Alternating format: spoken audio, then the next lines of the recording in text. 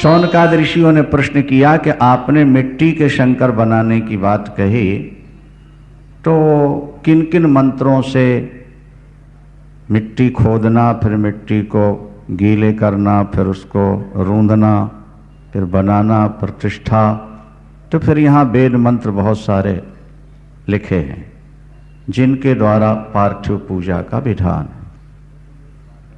लेकिन एक बात और कही गई कि जो लोग वेद मंत्रों के ज्ञाता हैं वो तो वेद मंत्रों से भगवान शंकर की पिंडी बनाए, पार्थिव मूर्ति बना करके पूजा करें। अगर वो नहीं आता या अधिकार नहीं है तो 8 नाम आप याद कर लो। क्या समझे? हरो महेश्वर शंभु शूलपाणि पिनाक धृक शिवः पशुपतिश्चैव महादेवो इति क्रमात्। ये काम की बात है। जब कभी आपको मिट्टी के शंकर बनाना हो नहीं और उनकी पूजा करनी और आपको कोई मंत्र नहीं आता तो आप ये 8 नाम याद कर लीजिए, ठीक है? हराय नमः पहला नाम हो गया, महेश्वराय नमः, शंभवे नमः, शूलपाणये नमः, पिनाक धृषे नमः, शिवाय नमः, पशुपतये नमः और महादेवाय नमः। 8 नाम, 8 हो गए। हराय नमः, महेश्वराय नमः, शंभवे नमः, शूलपाणये नमः, पिनाक धृषे नमः, शिवाय नमः, पशुपतये नमः और महादेवाय नमः। कितने हो गए? हो गए? बस ठीक है।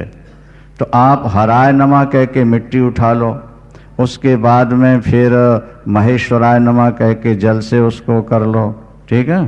इसी तरह शंभवे कहकर उनको बना लो, शूलपाणय कह करके आवाहन कर लो, फिर पिनाक से पूजन करो, गंधाक्षत पुष्प धूप दीप नैवेद्य शिव शिव।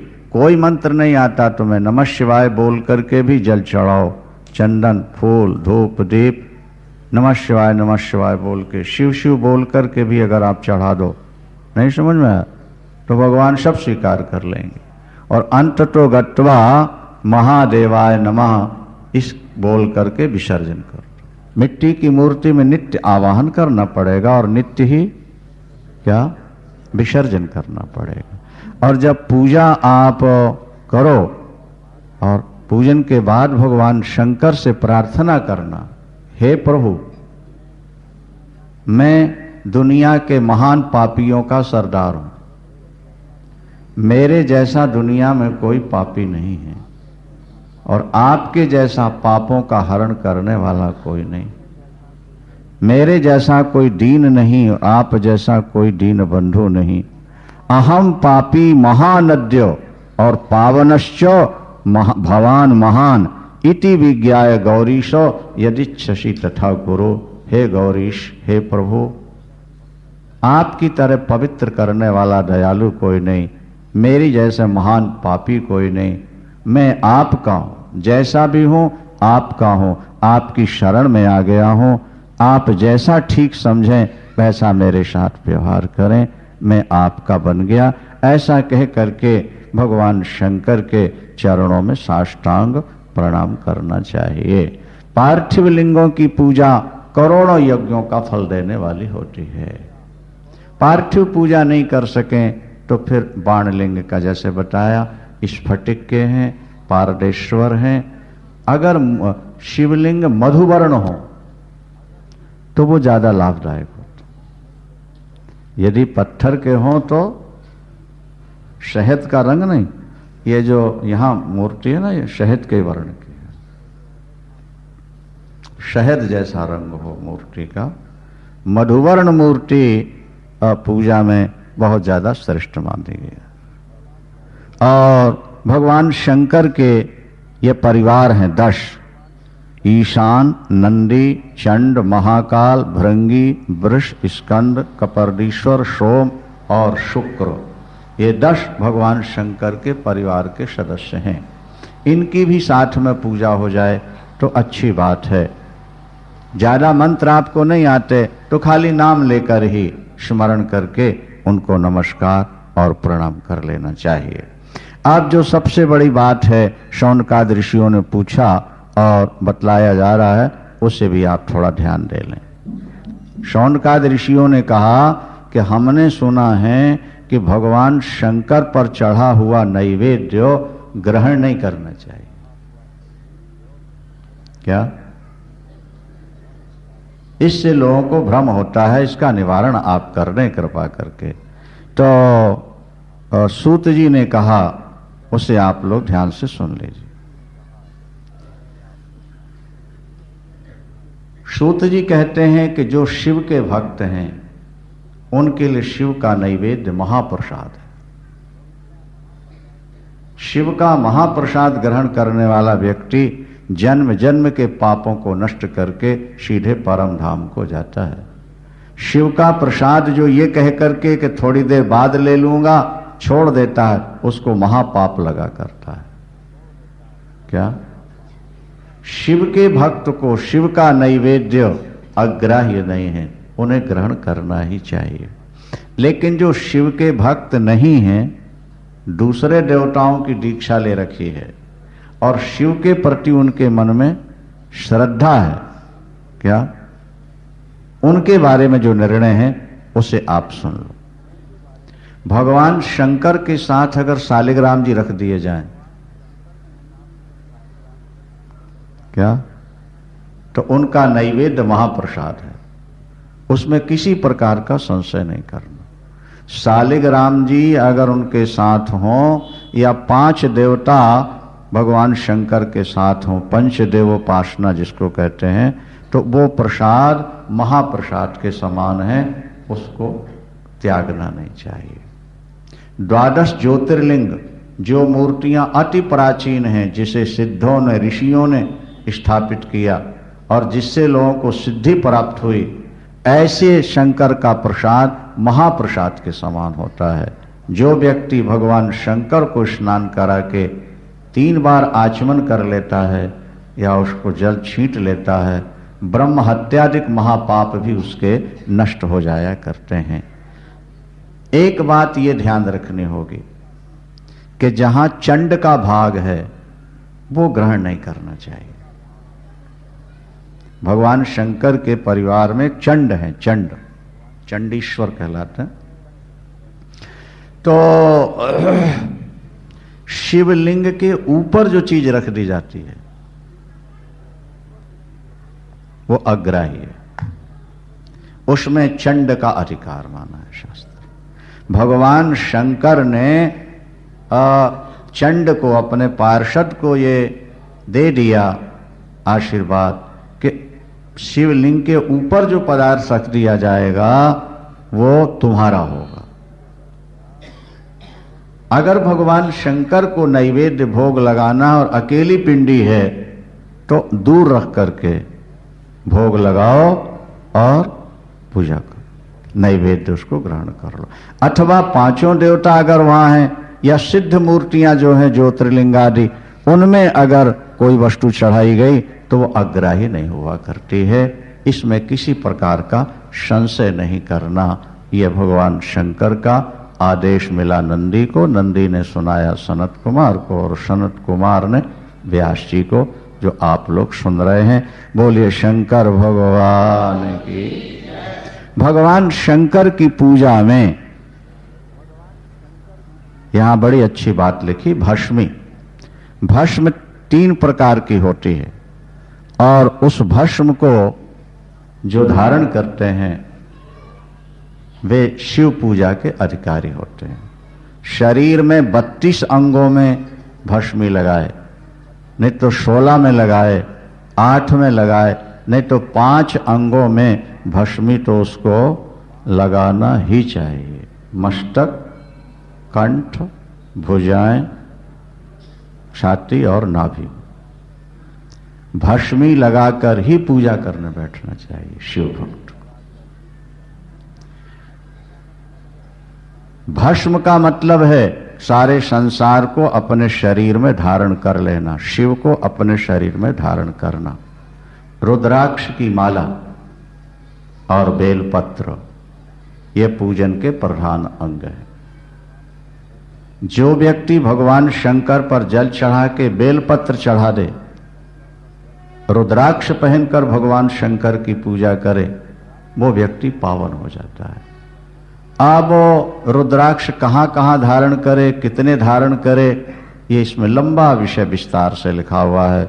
जो शिव के परम भक्त होते हैं महाराज, वो कानों में भी रुद्राक्ष की माला पहन लेते हैं, सिर में भी पहनते हैं, गले में पहनते हैं, हाथों में बांधते हैं, यहां भी पहन लेते हैं, कमर में बांध लेते हैं। रुद्राक्ष साक्षात भगवान शंकर का ही स्वरूप है। रुद्र नाम भगवान शंकर का है और अक्ष नाम नेत्र का है। क्या नाम पड़ा? रुद्राक्ष। भगवान शंकर ध्यान में बैठे थे और ध्यान करते करते अचानक उनकी आंख खुली। उनके आंखों से अश्रु बिंदु गिरे, जल की बिंदुएं गिरी।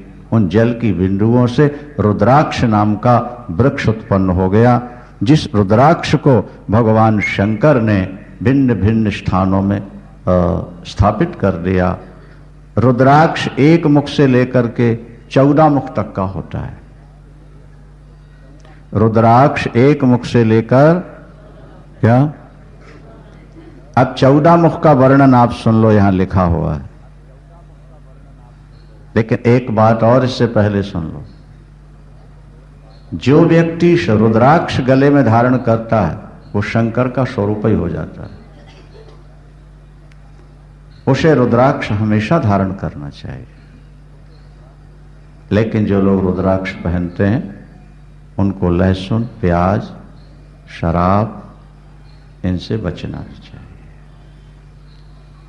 ये बात भी थोड़ा सा ध्यान रखें। एक शंकर भक्त था महाराज, उसने अपने कुत्ते को रुद्राक्ष पहना रखा था। खुद तो पहनता ही था, लेकिन साथ साथ कुत्ते को पहना दिया रुद्राक्ष। और जब कुत्ते का शरीर छूटा तो शंकर के गण आए और विमान पर बैठालकर उसको शिव रूप बनाकर शिवलोक ले जा रहे हैं। देवता पुष्प वर्षा रहे हैं, बाजे बजा रहे हैं और जय जयकार कर। यह देख लो, कुत्ते के गले में रुद्राक्ष की माला थी। कुत्ता शिवलोक गया, दिव्य रूप।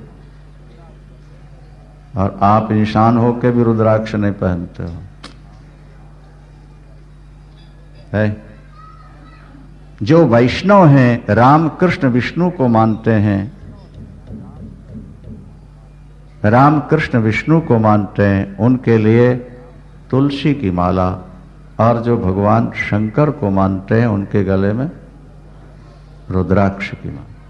वैसे दोनों मालाएं पहनी जा सकती एक साथ। हमारे पूज्य गुरुदेव श्री कृपात्री जी महाराज तुलसी और रुद्राक्ष दोनों माला अपने गले में रखते थे। उनका नाम ही हरिहरानंद था। असली हरि और हर, वे दोनों की उपासना करते थे, दोनों के प्रति उनकी निष्ठा थे। तो तुलसी और रुद्राक्ष ये सनातन धर्म की एक विशेष वस्तु है जिन्हें हमेशा धारण करना। अब थोड़ा ध्यान से सुन लो। एक मुख का जो रुद्राक्ष है वो साक्षात शिव का स्वरूप है। वह भोग और मोक्ष दोनों देने वाला होता है। जहां एक मुखी रुद्राक्ष होता है, लक्ष्मी वहां सदा वास करती है। लेकिन एक मुखी रुद्राक्ष जल्दी मिलता नहीं। आजकल कुछ लोग आर्टिफिशियल बना करके ले आते हैं, उसमें शिवलिंग भी दिखा देते हैं और वो सब बना देते हैं, और बेचारे भोले भाले लोग खरीद लेते हैं एक मुखी समझ करके। एक मुखी रुद्राक्ष का मिलना दुर्लभ। मिल जाए तो संपत्ति की कमी नहीं रहती। एक रुकती में दो मुख का रुद्राक्ष जो होता है वो देव देवेश्वर का रूप कहा गया है, जो समस्त कामनाओं को पूर्ण किया करता। दो मुख का रुद्राक्ष। तीन मुख वाला रुद्राक्ष, क्या तीन मुख वाला रुद्राक्ष साक्षात साधन का फल देने वाला है। उसके प्रभाव से सारी विद्याएं प्राप्त हो जाया करती हैं। 3 मुखी रुद्राक्ष। यदि आपके पास 4 मुखी रुद्राक्ष मिल जाए तो वो ब्रह्मा का रूप होता है, क्योंकि ब्रह्मा के 4 मुख हैं नहीं, इसलिए 4 मुखी रुद्राक्ष साक्षात भगवान ब्रह्मदेव का स्वरूप है। और धर्म, अर्थ, काम और मोक्ष, ये 4 होते हैं, चारों पुरुषार्थ। 5 मुख वाला रुद्राक्ष कालाग्नि रुद्र रूप हुआ करता है, वो सब कुछ देने में समर्थ है। ज्यादातर 5 मुखी रुद्राक्ष ही प्राप्त होते हैं, कहीं कहीं मिल जाते हैं। हमारी माला में 2 मुखी से लेके 14 मुखी तक है, 2 से लेके 14 तक। 1 मुखी तो पूजन में। बोलो शंकर भगवान की। 5 मुखी रुद्राक्ष समस्त कामनाओं को देने वाला। 6 मुख का रुद्राक्ष अगर मिल जाए तो वो कार्तिकेय का रूप होता है। कार्तिकेय भगवान शंकर के बड़े पुत्र हैं ना, उनके कितने मुख हैं? तो 6 मुख का रुद्राक्ष साक्षात कार्तिकेय को आपने धारण कर लिया। क्या कहते हैं? उसको दाहिनी भुजा में धारण किया जाए तो ब्रह्म हत्यादिक पापों से भी मुक्ति मिल जाती है। और 7 मुख का जो रुद्राक्ष है वो साक्षात अनंग रूप होता है, कामदेव का स्वरूप होता है। उसको धारण करने से गरीब भी धनवान हो जाया करते हैं। 8 मुख का रुद्राक्ष अष्टमूर्ति भैरव का रूप होता है। अष्टमूर्ति भैरव, भैरव रूप से जब धारण करोगे तो आपको पूर्णायु प्राप्त होगी और मृत्यु के बाद भगवान शंकर के स्वरूप को प्राप्त कर जाओगे। 9 मुख वाले रुद्राक्ष को भैरव का तथा कपिल मुनि का प्रतीक माना गया है। भगवती दुर्गा का रूप भी 9 मुखी रुद्राक्ष को माना गया है।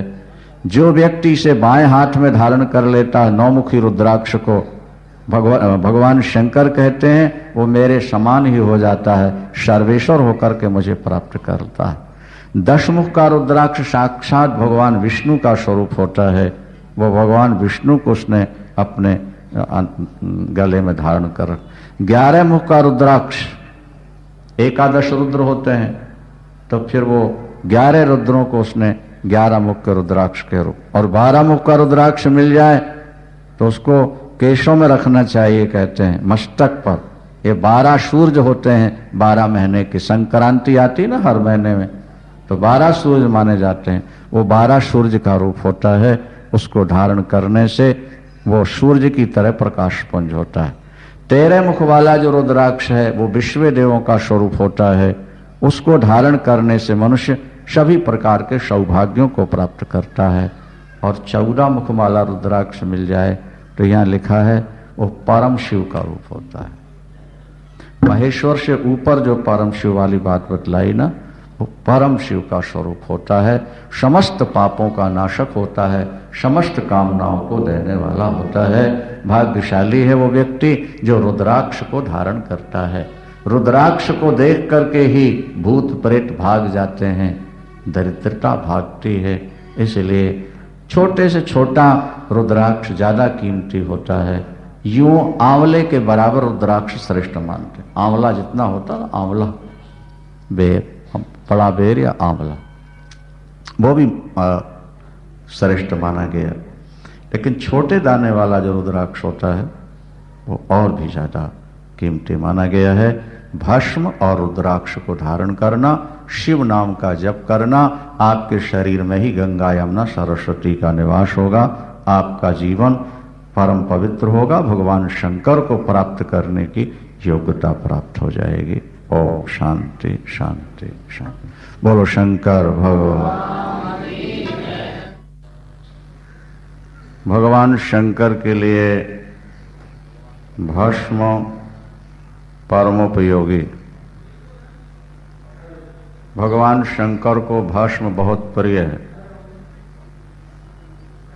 भस्मी 3 प्रकार की होती है। एक तो उपलों से बनाई जाती है, पाथियां उपले होते हैं गोबर के, उनसे बनती है। दूसरी यज्ञ से बची हुई, और तीसरे वेद मंत्रों के द्वारा भस्मी का निर्माण। अग्निरिति भस्मो, वायुरिति भस्मो, व्योमिति भस्मो, जलमिति भस्म, स्थलमिति भस्मो। आखिर ये संसार भस्म ही तो हो जाता है। भस्मी को धारण करने से संसार की नश्वरता का ध्यान बना रहता है, बोध होता रहता है। भगवान शंकर का जो तिलक है उसमें 3 रेखाएं होती हैं मस्तक पर। ऐसे ये भगवान शंकर का तिलक होता है और 3 रेखाएं इसलिए उसमें होती हैं क्योंकि सृष्टि के मूल में 3 ही देवता हैं, ब्रह्मा, विष्णु और शंकर। ब्रह्मा, विष्णु और शंकर, तीनों का प्रतीक त्रिपुंड कहलाता है। इसे त्रिपुंड नाम से स्मरण करते हैं। जो ऊपर की ओर लगाए जाते हैं वैष्णवों के यहाँ, वो ऊर्ध्वपुंड कहलाते हैं। ऊर्ध्वपुंड और त्रिपुंड। तो त्रिपुंड ये भगवान शंकर का। इसमें 3 गुण हैं, सत, रज और तम। 3 काल हैं, भूत, भविष्य और वर्तमान। 3 अवस्थाएं हैं, जागृत, स्वप्न और सुषुप्ति। और कर्म भी 3 होते हैं, प्रारब्ध, संचित और क्रियमाण।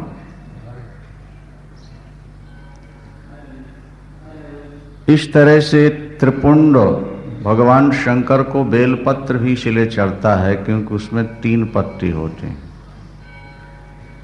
और बेलपत्र अखंड मिले तो बहुत अच्छा है, अन्यथा बेलपत्र का चूर्ण बनाकर भी भगवान शंकर पर चढ़ाया जा सकता है। यूं अखंड बिल्व पत्र का बहुत ज्यादा महत्व है। अखंडैर बिल्व पत्रैश्च पूजये शिव शंकरम कोटि कन्या महादानम। एक बेलपत्र भगवान शंकर पर आपने चढ़ाया, करोड़ कन्यादान का फल है।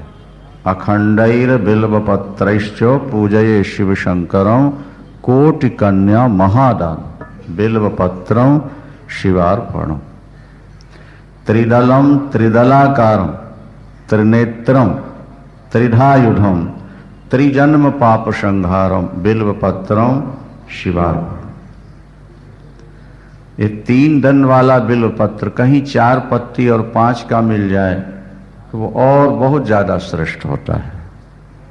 कभी कभी 4 पत्ती वाला भी मिल जाता है, 5 का भी मिलता है। 100 पत्ती चढ़ा दो 3 दल वाली, 1 चढ़ा दो 4 दल वाली, बराबर है। 1000 बेलपत्र चढ़ाओ 3 दल वाले, 1 5 दल वाला चढ़ा दो, बराबर। 10,000 बेलपत्र यूं चढ़ाओ 3 वाले और 6 वाला मिल जाए, 1 चढ़ा दो, बराबर। अपने को 6 पत्र तक बेलपत्र मिला, 6 पत्ती वाला भी मिला चढ़ाने के लिए भगवान शंकर को। बोलो शंकर भगवान। ममैव हृदयम विष्णु विष्णोश्च हृदयम। तो हम भगवान शंकर के हृदय हैं विष्णु और विष्णु के हृदय हैं भगवान शिव भोलेनाथ। इन दोनों में कोई अंतर नहीं है। अंतर तो केवल संप्रदायवादियों ने ही खड़ा कर दिया है। यहां लिखा है कि जो शंकर का पुजारी विष्णु रामकृष्ण की निंदा करेगा या रामकृष्ण विष्णु का पुजारी शंकर की निंदा करेगा, ये दोनों तब तक नरक में रहेंगे जब तक सूरज और चांद रहते हैं। कितने ही भजन करते हो। इसलिए विष्णु का उपासक अपने इष्ट को प्रधान माने, शंकर की पूजा करे न करे पर निंदा नहीं करे। शिव का पुजारी राम को माने न माने पर राम की निंदा नहीं होनी चाहिए।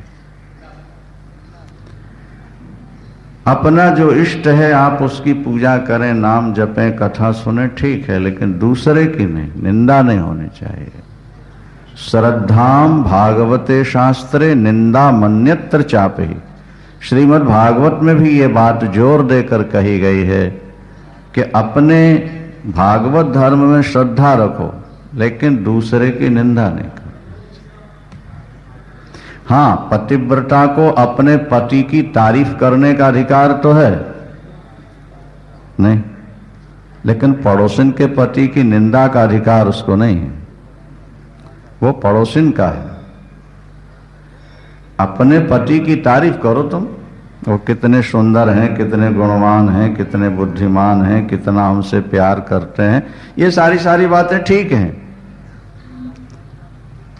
अपने पति की आप तारीफ कर सकते हैं, लेकिन दूसरे के पति की निंदा का आपको अधिकार नहीं।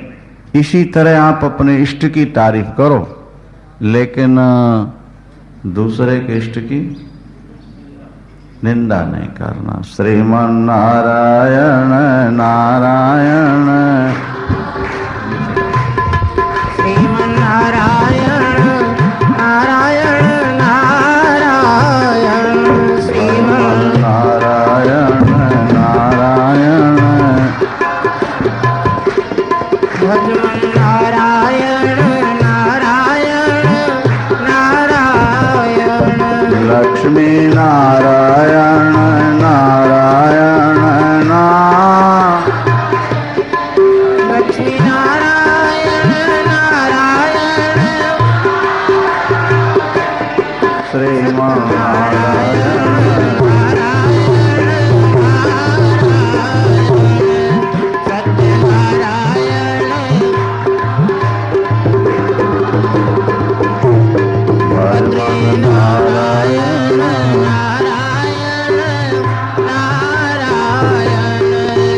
जैसे जैसे भगवान राम कृष्ण विष्णु की उपासना में बिल्व तुलसी दल का बहुत महत्व है।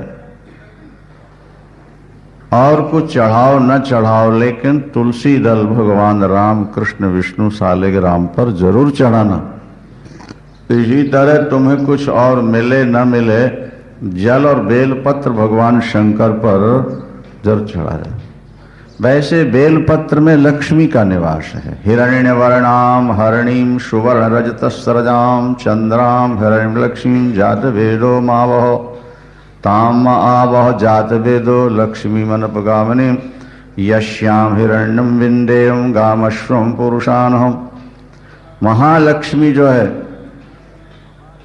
वनस्पतिस्तो वृक्षोथ बिल्वहा, श्री सूक्त में है वनस्पतिस्तो वृक्षोथ बिल्वा। बिल्व पत्र में लक्ष्मी निवास करती है। वृंदावन में भी जमुना के उस पार बिल्व वन है जहां लक्ष्मी जी रहा करते। क्यों भाई? जब वो भगवान कृष्ण की लीला देखने आई और भगवान कृष्ण को मालूम पड़ा, तो उन्होंने कहा उनको बोलो अपने घर में बैठे थोड़ा उस तरफ, हम वहीं आके मिल लेते हैं।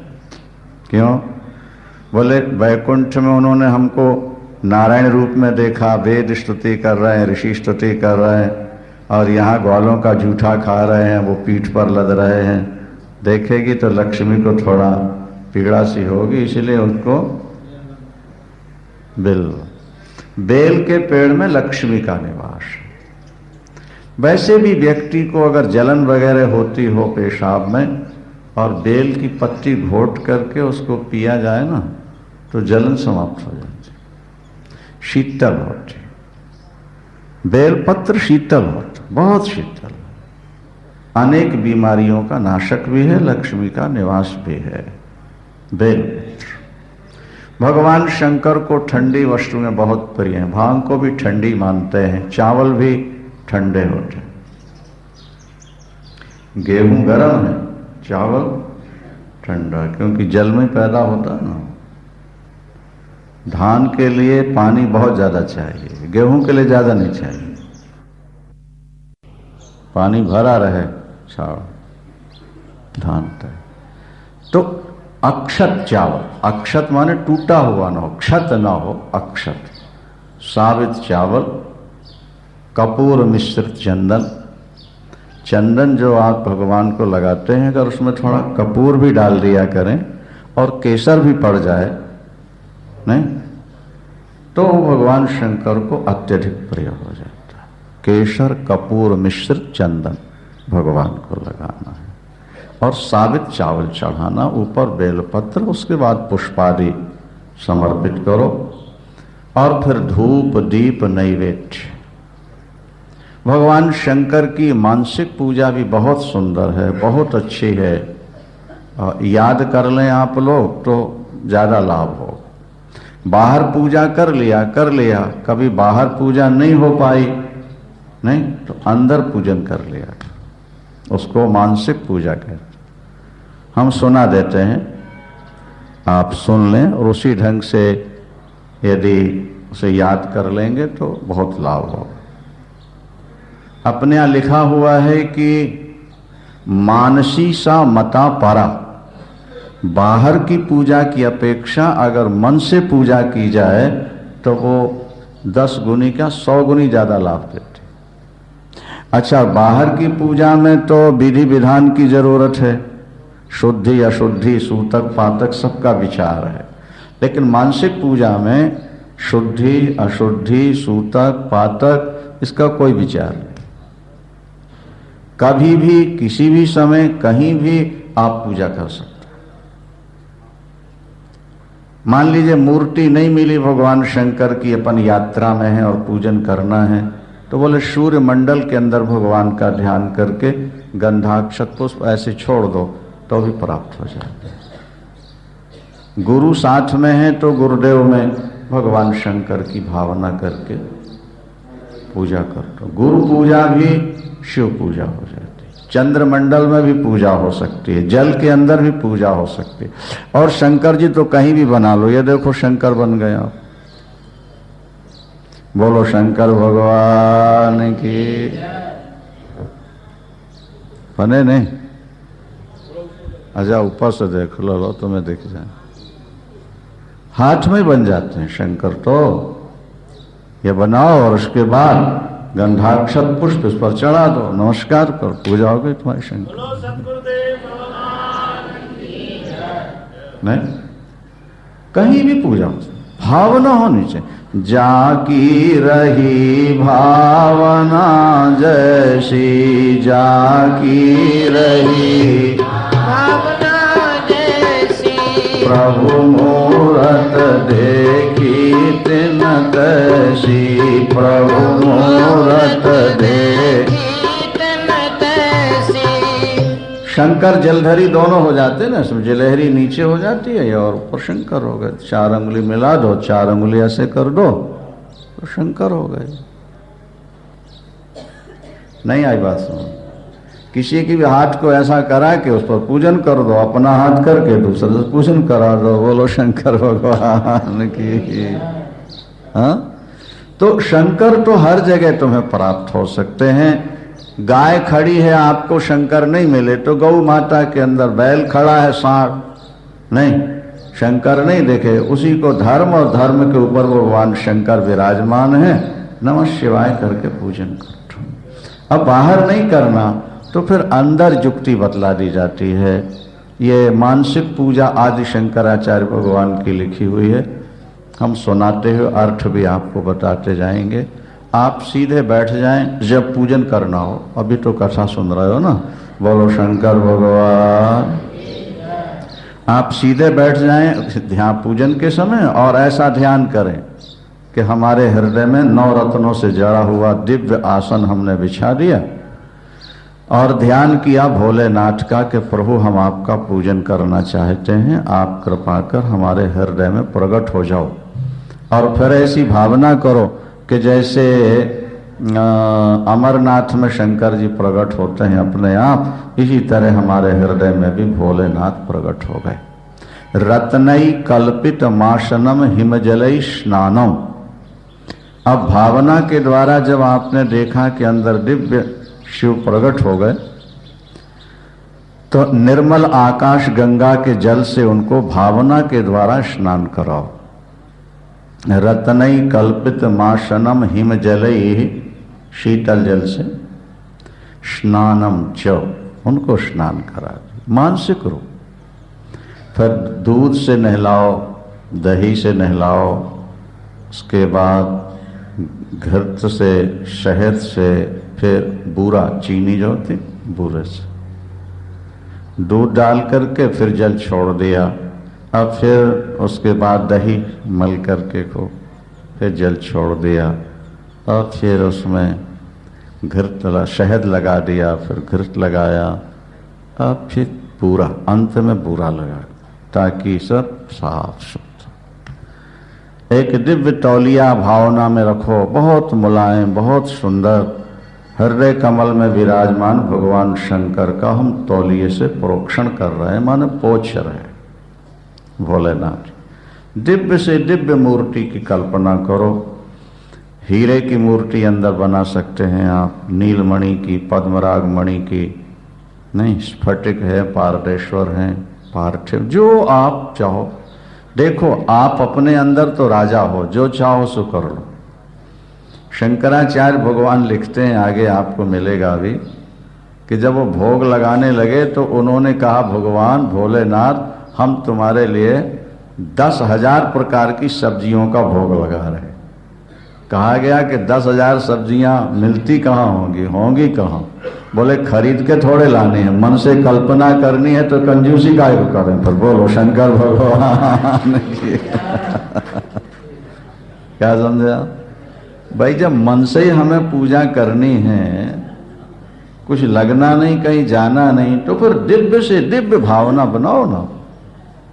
जितने दिव्य शंकर अंदर बना सकते हो, चमचमाते हुए हीरों के, चमकते हुए शिव भोलेनाथ, उनकी जलहरी। हाँ जी,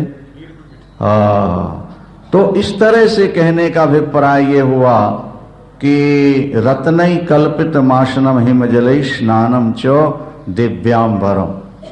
अब प्रोक्षण हो गया, पोछ दिया भोलेनाथ, चाहे साकार या निराकार, उसमें दोनों पक्ष हैं, आपको बता दिया गया। हाँ, शंकर की पिंडी पर जो चढ़ाया जाए वो ग्राह्य नहीं है, लेकिन मूर्ति अगर शंकर की आपने रखी है तो उनकी गोद में रख दिया, उनके सिर में, वो अशुद्ध नहीं होती, वो ग्राह्य है, जो साकार मूर्ति है। ठीक है, कल सुना आपने विस्तार से सब। बोलिए शंकर भगवान की। तो दिव्य तौलिए से प्रोक्षण किया, प्रोक्षण के बाद फिर वस्त्र पहनाओ। अगर साकार विग्रह भगवान का मानते हो तो फिर उनके लिए सब रत्नों से जड़े हुए, जैसे साड़ियों में किनारे आप लोग भिन्न भिन्न प्रकार के मोती लगा लेते हो, तो भगवान शंकर के वस्त्रों में भी लगा लो, जो लगा सकते हो। अम्बा पार्वती की साड़ी में भी वैसे ही लगाया करो जैसे अपने में लगवाते रहते हो। और ऐसी दिव्य वस्तुओं का की भावना करो जो मृत्युलोक में प्राप्त ही नहीं होती हैं। दिव्य से दिव्य वस्त्र नहीं, और दिव्य वस्त्र, उसके बाद दिव्य दिव्य प्रकार के सुगंधित इत्र, सेंट वगैरह भगवान को लगाओ। फिर चंदन, चंदन में केसर, कस्तूरी, कपूर, गोलोचन सब हो सकते हैं। मृगमद मतलब कस्तूरी वगैरह। अब फिर ठंडा ठंडा ठंडा भगवान शंकर को त्रिपुंड लगाना चाहिए। भगवान शंकर पर जब चंदन लगाना हो तो 2 अंगुलियों से ऐसे कर दो, नहीं तो त्रिपुंड हो जाता। 2 अंगुलियों में चंदन लगा के जब यूं करोगे ना तो त्रिपुंड हो जाता है। चंदन लगाओ, फिर चावल चढ़ाओ भगवान को। रत्नई कल्पित माशनम हिमजल स्नानम च दिव्यांबरम नाना रत्न विभूषितम मृगमदा मोदांकितम चंदन जाति चंपक बिल्व पत्र रचितम। अब उसके बाद पुष्पों की बारी आ गई, नहीं तो मोगरा, गुलाब, कमल पुष्प भगवान शंकर को बहुत प्रिय। बाहर तो मिल नहीं पाते शहरों में, तो भावना से तो आप चढ़ा ही सकते हो। भगवान श्रीमन नारायण 1000 कमल पुष्पों से नित्य भगवान शंकर की पूजा करते हैं। 1000 कमल। और जो व्यक्ति कमल पुष्पों से शंकर की पूजा कर ले उसके यहाँ कभी कोई कमी रह ही नहीं सकती, क्योंकि लक्ष्मी का निवास भी कमल पुष्प पर है। लक्ष्मी जी का चित्र आपने जहां कहीं भी देखा होगा वो कमल पुष्प के ऊपर ही खड़ी हुई मिलेंगी, जमीन पर उनके पैर खड़े कहीं नहीं मिलेंगे। यहां बेलपत्र और वहां कमल पुष्प। बेलपत्र भी शंकर को चढ़ेगा और श्रीमन नारायण शिव सहस्त्र नाम से, यहां शिव सहस्त्र नाम भी लिखा हुआ, शिव सहस्त्र नाम से एक एक नाम लेकर एक एक पुष्प भगवान भोलेनाथ पर चढ़ा रहे थे। भगवान शंकर ने परीक्षा ली भगवान नारायण की। नारायण जी के अवतार ही तो राम और कृष्ण है ना। परीक्षा क्या ली? एक पुष्प चुरा ली, 999 रह गए। और चढ़ाते चढ़ाते जब अंतिम नाम लिया पुष्प नहीं। अब भगवान नारायण चाहते तो तत्काल संकल्प मात्र पुष्प आ जाता, अपने पार्षदों से मंगा लेते, लेकिन वो तो दुनिया को भक्ति दिखाना चाहते थे। भक्ति कैसी होती, श्रद्धा कैसे होती। भगवान नारायण ने सोचा भला हुआ कि एक पुष्प गायब हो गया। क्यों? बोले लोग मुझको कमल नयन कहते हैं। भगवान को क्या कहते हैं? तो जब मेरे नेत्र कमल की तरह हैं और एक कमल कम हो गया तो क्यों ना ये नेत्र निकाल के भगवान शंकर पर चढ़ा दूं, तो ये नेत्र मेरा सफल हो जाएगा शंकर पर चढ़ के। भगवान नारायण जैसे ही अपना नेत्र निकालने लगे चढ़ाने के लिए, उसी पिंडी से भगवान शंकर प्रकट होकर हाथ पकड़ लेते। अरे अरे नारायण जी ये क्या हो रहा? देवता पुष्प वर्षाने लगे, बाजे बजाए और जय जयकार। हरिस्ते सहस्रं कमल बल माधाय पदयोर यदेको नेतस्मिन् निज मुदहरन् नेत्र कमलं गतो भक्त्योद्रेका परिणतिमशौ चक्र बपुषा। भगवान शंकर ने जब देखा कि नारायण नेत्र निकाल कर चढ़ाने को तैयार हुए तो प्रकट हो गए, पकड़ लिया हाथ। भक्ति से शंकर जी का हृदय भर गया। भगवान नारायण ने कहा प्रभु चढ़ा देता तो ये सफल हो जाते। भगवान ने कहा तो आप तो सफल ही हो, ये तो संसार को आप दिखा रहे हो कि पूजा कैसे करनी चाहिए। अच्छा लो, अब जगत की रक्षा के लिए हम तुम्हें अपना सुदर्शन चक्र देते हैं। त्रिशूल से सुदर्शन चक्र निकाल के भगवान शंकर ने विष्णु को दिया। इसके द्वारा आप विश्व की रक्षा करेंगे। देवता पुष्प वर्षाए, बाजे बजाए आगे। मानसिक पूजा जब आपको करनी हो नहीं तो दिव्य दिव्य पुष्पों का चयन करो। बैठे हो आराम से, अब और कोई काम नहीं है। ऐसी भावना करो कि हम बाग में पहुंच गए और सुंदर सुंदर मोतिया के पुष्प लगे हैं तो नमः शिवाय कर कर हम एक एक पुष्प उतार रहे हैं। और फिर घर में आए और बैठे और सुई और धागा लेकर उनकी बोलो भाई हाँ नमः शिवाय जपते जा रहे हैं और मन में माला बनाते जा रहे हैं। ठीक है? और सुंदर दिव्य माला तैयार करो। गुलाब के पुष्प ले आओ, फिर उनकी तैयार, और फिर कमल के पुष्प ले लो, और भी जो सुगंध पारिजात आदि हार श्रृंगार आदि जो होते हैं पुष्प, सब पुष्प। फिर भगवान शंकर का। अभी महाराज इंदौर में शिव पुराण की कथा हुई, क्या उन्होंने श्रृंगार किया भगवान का। वो वीडियो है, कभी देखना थोड़ा, इसमें भी ऐड कर सको तो कर लेना। कैसे कैसे उन्होंने शंकर बनाए पिंडी में, दुनिया दर्शन करने आते। अपार भीड़। क्यों भाई? बोलो शंकर भगवान की। बहुत अच्छा श्रृंगार किया उन लोगों। तो भावना, बाहर जो पदार्थ मिले वो समर्पित करो, और बाहर नहीं कर सकते हो तो भावना के द्वारा अपने इष्ट का पूजन करो, अपने इष्ट का पूजन करो। अच्छा, पुष्प चढ़ा दिया आपने, अब बेल पत्र का नंबर आया। फिर आप ऐसी भावना करो कि हम किसी पेड़ के पास गए और 3, 4, 5, 6 पत्ती वाली जो बेलपत्र हमें मिल रही हैं उनको हम उतार। बेलपत्र चढ़ाते समय जो पीछे गांठ होती है ना, उस गांठ को आधी काटनी चाहिए नाखून से, ऐसे निकालोगे तो उसमें आधा चांद बन जाएगा। शंकर भगवान की। पूरा तोड़ दोगे तो वो नहीं बनेगा, गांठ आधी निकालोगे तो चांद बन गया। और शंकर भगवान के माथे में चांद है तो माने आप बेलपत्र के साथ चंद्र भी समर्पित कर रहे हो भोलेनाथ को, इसीलिए उसको नाखून से ऐसे आधा निकाल लेना चाहिए। बेलपत्र भगवान को चढ़ाओ।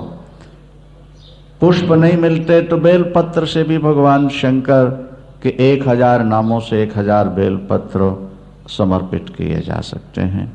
बेलपत्र के बाद फिर और नाना परिमल द्रव्य होते हैं, गुलाल है और बुक्का है और बहुत सारी चीजें होती हैं भगवान। फिर इसके बाद भावना के द्वारा धूप जलाओ, अगरबत्तियां, बहुत सुगंध सुगंध, और मन में चुपचाप बैठे हुए भगवान शंकर की पूजा करो। दीपक जलाना है तो फिर दीप ऐसे जलाओ जैसे गंगा जी की आरती होती है। देखी कभी गंगा जी की आरती? नहीं देखी। कितनी बत्तियां होती हैं? सैकड़ों है। तो ऐसा दिव्य दीप, अंदर दीपक बनाओ, आरतियां, और फिर जला अंदर ही मानसिक पूजा ये कहलाती है।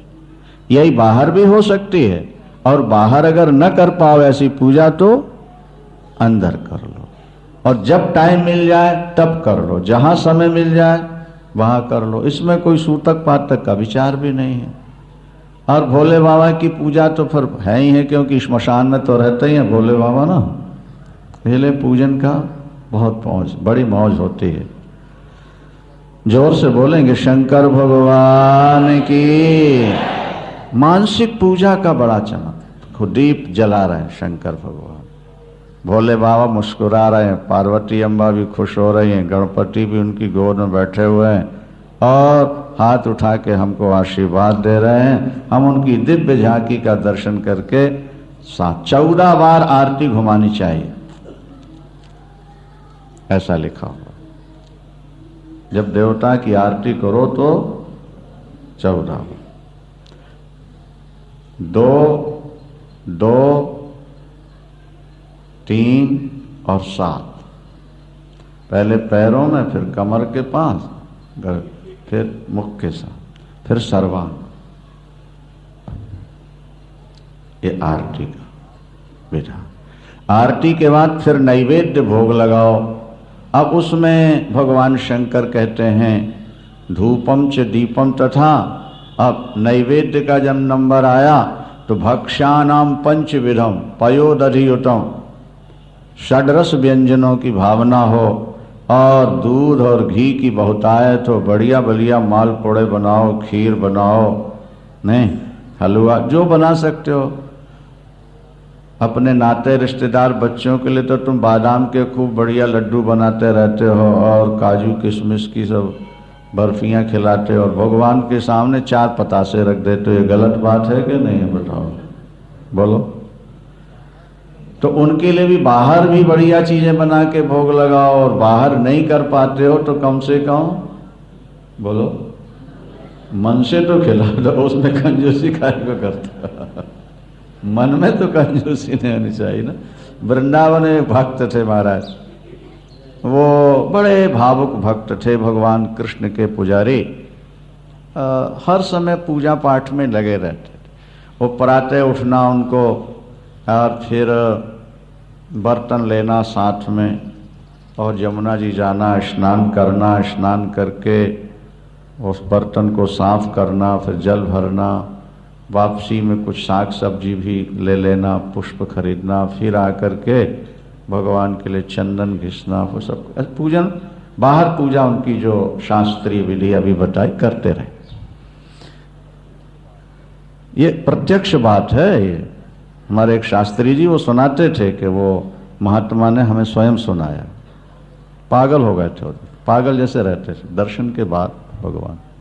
जब वृद्धावस्था आ गई, अब वो बाहर की पूजा तो कर ना पाए, बेचारे खाट में पड़े, तो अब वो मानसिक पूजा करने लगे। बाहर इतनी पूजा कर लो कि अगर कभी बाहर करने को न मिले तो अंदर पूरी रील बन जाए और उसी क्रम से अंदर पूजा होती रहनी चाहिए।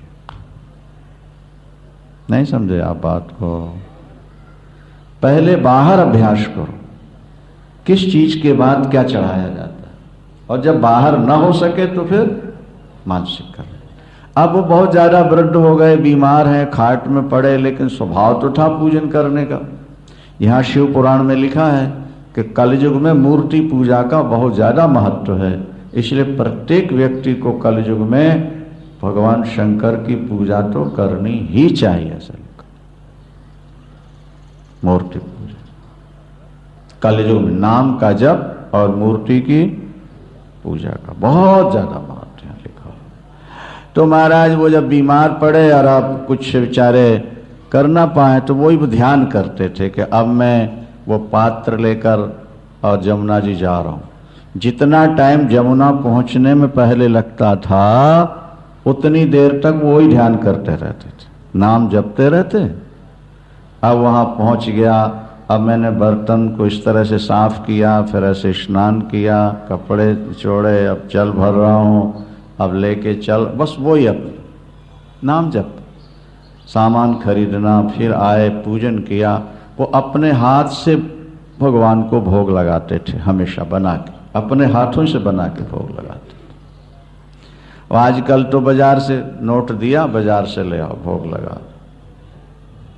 नहीं, कोशिश करो तुम्हें जो ठाकुर ने हाथ दिए हैं, बाजार से कोई चीज लाके भोग लगाओगे उसका महत्व अलग होगा, उसमें भाव अलग होगा, और परिश्रम करके कोई चीज तैयार करोगे उसका भाव अलग। आपके लॉन में, आपके पार्क में, आपके बगीचे में पुष्प हैं और आप एक एक पुष्प उतार के लाओ, नहीं, और उसकी माला बनाओ और फिर भगवान को चढ़ाओ। देखो तुम्हारे हृदय में भाव कैसा होता है। और 10 रुपया 5 रुपया दे दो और ला खरीद के ले आओ और चढ़ा दो, उसका भाव देखो कैसा बनता। हमें याद आ रहा, कहीं हम कथा सुना रहे थे, शायद रोहतक की बात है, बहुत पुरानी। वहाँ एक प्रिंसिपल महोदय थे, उनकी पत्नी बड़ी भावुक थी, बहुत पुरानी बात है, लाला जी के यहाँ कथा हो रही थी। वहाँ तो उस महिला को रामायण पूरी कंठस्थ थी, बहुत भावुक थी वो। तो उसने क्या किया महाराज, अपने बगीचे से इतने सारे गुलाब के फूल तोड़े और फिर उनकी एक एक पखुड़ी अलग अलग की और फिर एक एक पखुड़ी पिरोई और बड़ी सुंदर मोटी माला बना के लाई। अब हम लोगों के गले में इतनी मालाएं पड़ जाती हैं कि अपने वजन से भी ज़्यादा हो जाती हैं कहीं कहीं, तो नहीं। तो जैसे ही माला पहनाए तो हमने उतार करके रख दी। वो महिला लगी रोने, महाराज बड़ी पढ़ी लिखी थी, वैसे समझदार थी। क्या हुआ भाई, क्या बात हो गई? तो बाद में बताया, बोले महाराज इस माला को बनाने में इतने घंटे लगे तो इतने मिनट तो आपके गले में रहती। अच्छा ठीक है, नहीं बता। हमने कहा अच्छा आगे ध्यान रखेंगे, बोलो शंकर भगवान। कहने का मतलब यह है कि जब तुम अपने हाथों सब कुछ करोगे ना तो उसमें भाव ज्यादा बनेगा। हाथ की क्रिया ईश्वर को बहुत प्रिय। तो अब वो पड़े तो है खाट में, उनने पूजन किया, बड़ा श्रृंगार किया मन से, बाहर से नहीं। और मन से श्रृंगार करने के बाद अब सोचे अब ठाकुर को आज क्या खाना है, तो मन में भाव बना कि आज बढ़िया खीर खिलाओ ठाकुर जी, आज हमारा कन्हैया खीर खाएगा। तो अब उन्होंने भावना की, इतना गाय का दूध ले आया, फिर बासमती चावल ऐसे साफ मैंने किए और दूध में डाला और चढ़ा दिया। अब वो पक रही है और मैं नाम जप रहा हूं मन से। अच्छा दूध, खीर तैयार हो गई, खीर तैयार हुई, उतार के रख दी, ठंडी हो जाए फिर भोग लगाए। तब तक ध्यान आ गया, अरे अरे बूरा तो डाले नहीं हमने। ध्यान में ये ध्यान आया कि बूरा तो डाले नहीं। चीनी उसमें खीर में। अच्छा खीर ठंडा जाए ना तो ऊपर मलाई जम जाती है, तो उन्होंने क्या किया, डब्बा लेकर के उसमें डालने लगे, मन से डब्बे से लेके जब डालने लगे तो बूरा ज्यादा गिर गया, तो मलाई के ऊपर ढेर लग गया हो। तो उनको लगा कि खीर थोड़ी है और चीनी बूरा ज्यादा है, तो चलो भाव की चम्मच से निकाल लो थोड़ी सी और उसके बाद मिलाऊं फिर भावना से। तो जब वो निकालने लगे भावना के हाथों से, तो भगवान कृष्ण प्रकट होकर हाथ पकड़ लेते हैं, बोले बाबा भावना से खिला रहा है फिर भी कंजूसी कर रहा है चम्मच से निकाल करके। क्या अरे मुझे तो माखन मिश्री खाने की पुरानी आदत है, मैं तो मीठा बहुत खाता हूँ, अब मन से तूने बूरा गिराया ज्यादा हुआ तो चम्मच से निकाल रहा है। हाथ पकड़, जैसे हाथ पकड़ा आंख खुल गई, तो लेटे हुए पूजा करो मान जी, और जैसे ही आंख खुली देखा ठाकुर ने हाथ पकड़ रखा, बाबा मत निकालो मैं खा लूंगा। बस वो तो ठीक भी हो गए, फिर एकदम प्रेम में पागल हो गए, रोते रहते थे जमुना किनारे घूम। पता नहीं कब किस जीव पर भगवान कब प्रसन्न हो जाते हैं, न जाने कौन से गुण पर दयानिधि रीझ जाते हैं। उनके लिए क्रिया करते चलो, नाम जपते चलो, पूजा पाठ कथा, पता नहीं कौन सी क्रिया उनको भा जाए और कौन सा कर्म करते करते हमारा मन एकदम भावुक हो उठे। तो कहने का अभिप्राय सिर्फ ये हुआ कि शंकराचार्य भगवान कहते हैं आप बढ़िया से बढ़िया प्रसाद बनाओ मन के द्वारा और भोलेनाथ के सामने रख दो। 10,000 प्रकार की सब्जी, शाकाना मयुतम जलम रुचिकरम कर्पूर खंडोज्जल। शाकानाम आयुतम, आयुत कहते हैं 10,000। कितने प्रकार की सब्जियां रख दी सामने? 10,000 प्रकार के फल फ्रूट सब्जी और बढ़िया खीर और मालपुड़े। और रोज तो बना के लगा नहीं सकोगे, मन से तो कम लगा ही दिया करो रोज ध्यान करके। और फिर देखो भोलेनाथ की कृपा कैसे होती है तुम्हारे, करके देखो भाई। सुनी हुई बात नहीं काम देगी जब तक प्रैक्टिकल रूप में ना आ जाए। हर हर महादेव शंभो काशी विश्वनाथ गंगे। हर हर महादेव शंभो काशी विश्वनाथ गंगे। हर हर महादेव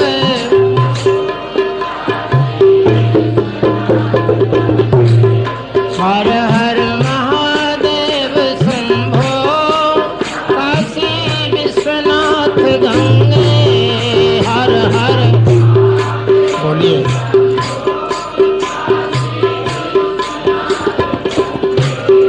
काशी